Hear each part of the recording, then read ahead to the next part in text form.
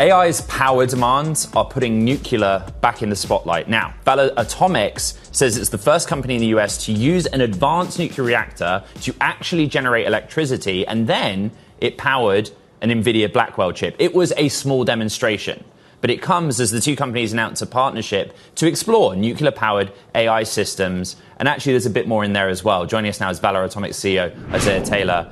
I want to be transparent about the scale of the demonstration, but it was a number of firsts. Explain what happened. Yeah, thanks so much for having me on, Ed. We're standing here right now in front of the Ward 250 reactor, where we just powered the Nvidia Spark yesterday, the first ever advanced nuclear reactor to power an AI chip.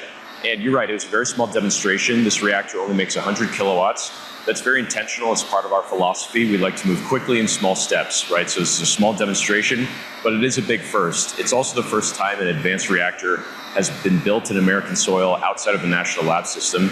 And yesterday, we actually became the first ever startup to make nuclear electricity. So a bunch of awesome historic things in a small demonstration. We're really proud to partner with Nvidia to do it.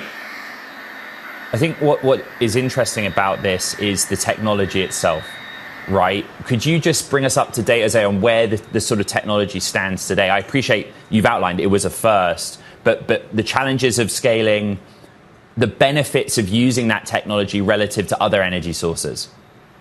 100%. So, I mean, listen, nuclear has been around for a long time, and we've built these very large-scale plants that have made a lot of electricity. But the problem with them is that they haven't scaled very well. They take a long time to build.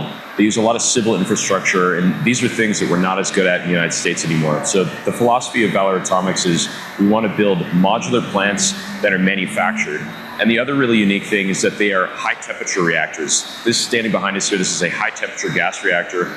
And those high temperatures are actually really good for both efficiency, but also for things like air cooling. So a lot of the power debate and AI scaling debate right now is how do we do this without having to tax local communities of water usage?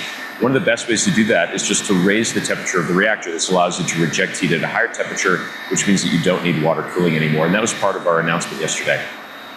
I want to stay with the waterless component of it. Nvidia has been speaking publicly a lot about the economics of cooling through different technology sets. It is a big focus. They've tried to dispel some misunderstanding that's out there. How does your technology work in that respect, and how unique is it in the field? Absolutely. There's two sides of this equation, right? We need to get the energy generation side to be waterless, and we need to get the data center cooling side to be waterless. And that's why this collaboration with Nvidia is really exciting to us. We realized that we were both working on the problem from different angles. We're working on a nuclear reactor that doesn't need water cooling due to high reject temperatures. And Nvidia has already been working on the data center architecture to do that. And so when you bring these two technologies together, this collaboration for a 30 megawatt data center with no water cooling needed to extract water from the local community, that's really what's going to allow us to scale. We think it is very important for the United States to win on AI, to win this scaling race, but we need to do that without taxing local communities of both power price and water usage. And so Nvidia and Valar Atomics coming together in this collaboration is really solving both sides of that problem. Nvidia has historically made equity investments in all layers of the stack with the argument that they want to support the ecosystem to get them moving faster. Have you had any discussion with Jensen or with Nvidia about the idea of there being a financial relationship between Valar and Nvidia? I can't announce anything on fundraising today. We have a lot of work to do here that we're focusing on, and a lot of awesome capital providers behind us allowing us to go do that.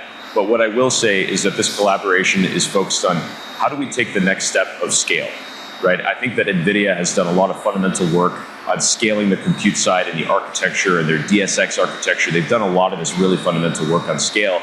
And we know that energy has been what is missing. Natural gas is going to be a bridge. It's going to be a good bridge, but it only goes so far, and we continue to have the climate change question associated with that. And so if we really want to scale, and especially outside of the pre-existing natural gas infrastructure in terms of pipelines, we're going to have to do that with uranium. Isaiah, we just have 45 seconds to end.